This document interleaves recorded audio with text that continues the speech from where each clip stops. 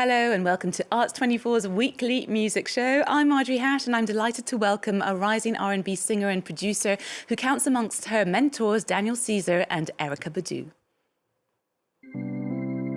Something is broken in me. I spent a lifetime believing.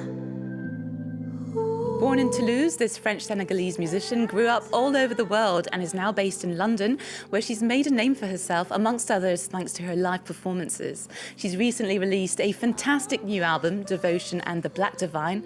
Her incredible voice combines power and vulnerability, culminating with the music into a very textured soul and R&B.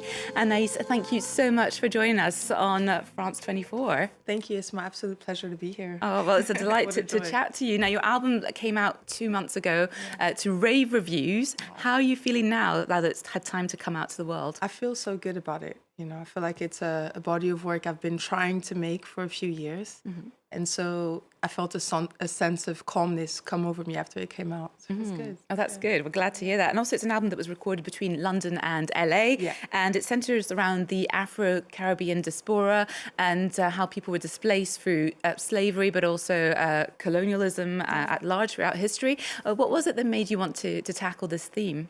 I mean, I think my experience, you know, as a Black woman who's lived in France, also lived in Oakland, California, with such a rich history with like the Black Panthers and just that history, carrying that history and then moving to England, I've always felt that it was part of my sort of responsibility to continue that sort of journey towards freedom for people of color and Black women and just Black people everywhere, you know. Mm-hmm. And there's also a lot of nature that comes through, and nature and its power as a nurturing, a healing force. Yeah, how did that come about too, and how did you combine both themes? I think I just started to feel that something was missing, you know, something in my life was missing, and when I would immerse myself in nature, I would sort of feel grounded, and I would be able to have more empathy for like humans in general, because I would sort of look at the chaos that takes place in nature and the beauty of it all and sort of remember that it's just all a part of being alive.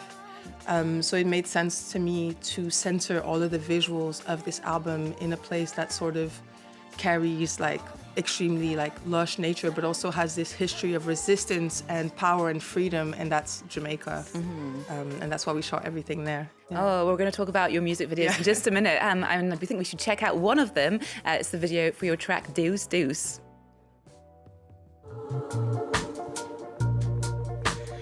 Don't give up the fight.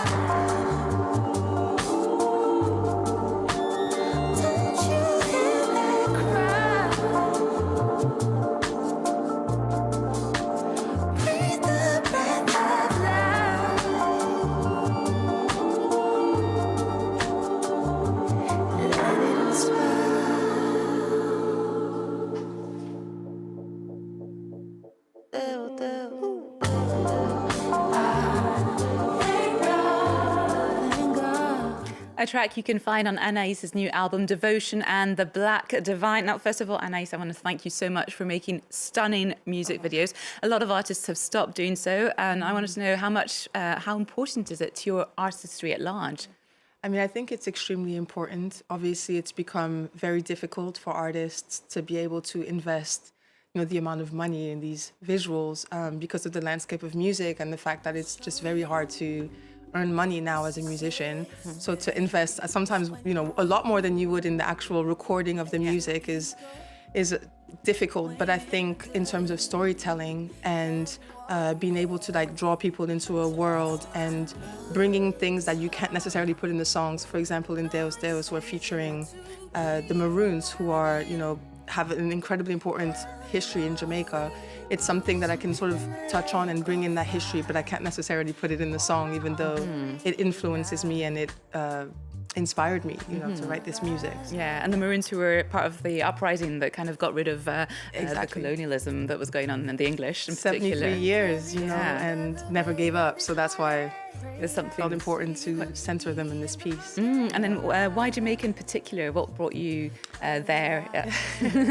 Well, it's quite a personal reason. I just was visiting Jamaica, and when I found out that I was pregnant, and I think like transitioning into becoming a mother, and the fact that I was on that land like really changed both of those things, like really changed the way that I engage with my artistry now. So I wanted to go back to the places that really moved me whilst I was out there at that time. So But the result is absolutely stunning, so thank you so much.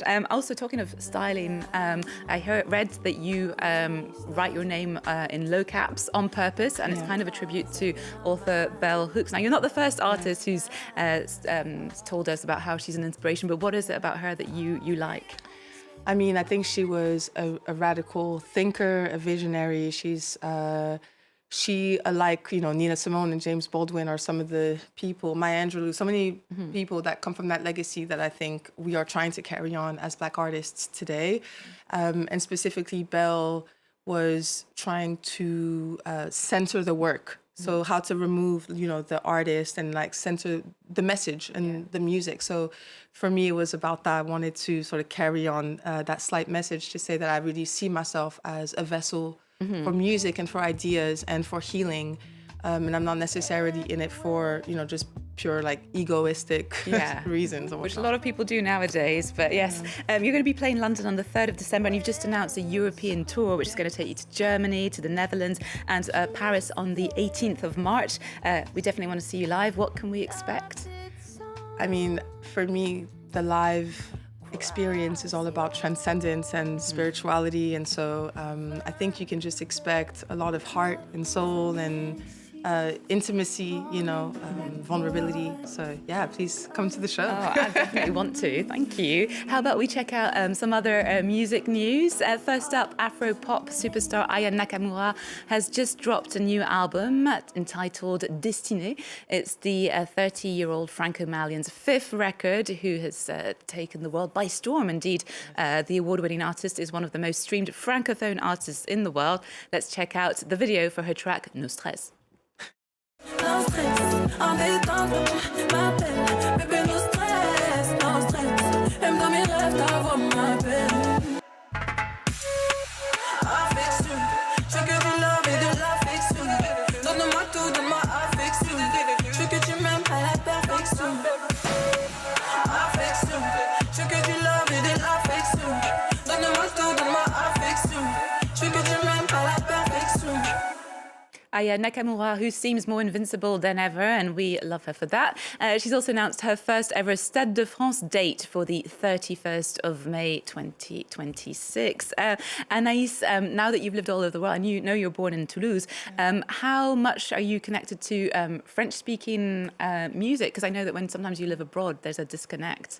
Yeah, I mean, I have to be honest, I think there was a bit of a disconnect for a while, but part of me even being here today is trying to sort of reconnect and kind of be a bit more aware of what's happening in France. And I mean, I love a lot of French artists. I was super inspired by like Stromae when I first like started. Well, he's not French. Belgium. I'm sorry. French speaking. Francophone. I've learned like that. Don't make that mistake. I'm sorry, I've done that on television, but Francophone, you know. He's an artist that I thought is just incredible. Like, Well, who knows? Maybe you'll be singing yourself in French at one point in the future I really album. hope so.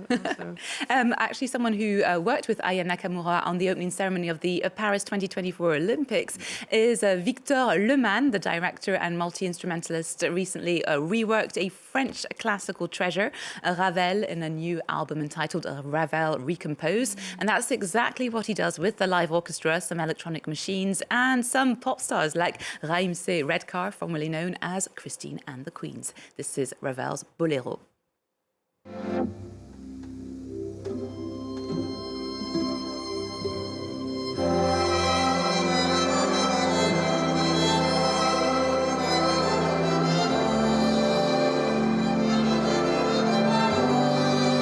I change the whole orchestration. Sometimes I don't do much, but I'm adding, you know, like drums or something. It's like a different perspective on this composer that I really admire and I love since I'm a child, Maurice Ravel. And on this record, I'm inviting a few guests, more instrumental, except one, and this one is Christine and the Queens, who sings on Le Bolero, which is obviously the most famous piece of Maurice Ravel.